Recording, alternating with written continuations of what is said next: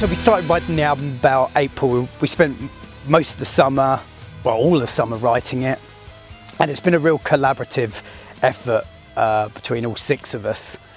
And we had to get it done basically because we did like a full month's tour of Russia. And then I literally had a couple of days off, and then I went out on tour with Devilment supporting Lacuna Coil and Motionless in White. And then basically, as soon as I came back from that, Martin started his drums at Grindstone Studios, which is also in Suffolk, under the theorianship of Scott Atkins, who did the Devilment album and, strangely enough, did the last Cradle album. We feel quite comfortable with him. He always gets the best out of everybody. When we were on tour, we presented our ideas to Dan, and he just got so excited, and then everybody got involved, and then of course the 2 new guitarists came in.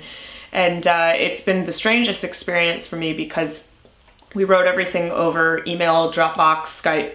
So on occasion on tour, I went to visit Daniel first in Scotland to write for a bit.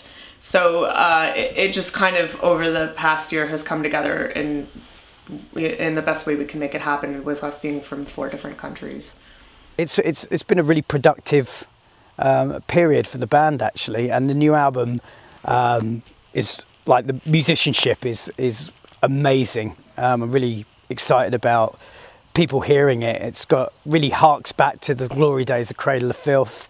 A lot of twin guitar parts and symphonic parts and blast beats galore, and it just has a very magical, well, dark magical vibe about it. And I think people have been very impressed, especially people who berated like the last couple of records.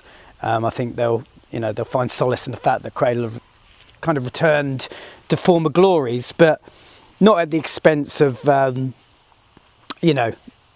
being fake about it. We really sort of enjoyed it, and just sort of written from the heart, I suppose. And having six musicians all working in tandem with each other really helped.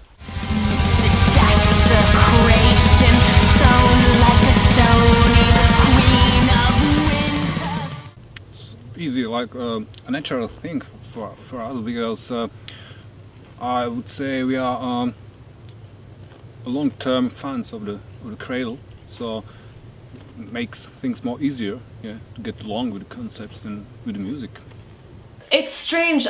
He kind of goes away into hiding when he writes his lyrics. He just disappears into the late night hours for a few weeks, and he goes there and writes his lyrics. He needs the music to be inspired by the story that he's about to form. So what I do is he told me listen to movie soundtracks. He wants me to always listen to the Dracula soundtrack. I'm like, okay, fine, I think I know it back to front.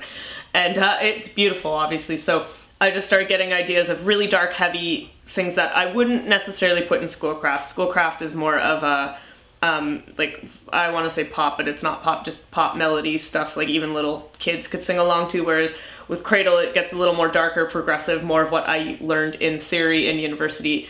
So I started writing stuff like that. Soundtrack, heavy, dark, it kind of opens up and gets light, and that's kind of how I started writing my end of the music. I did most of my collaborations with Richard Shaw and Daniel Firth, and then me and Martin eventually collaborated on the keyboards together, or he helped me. And Martin Scorpio is very talented, and it was really a pleasure to work with him.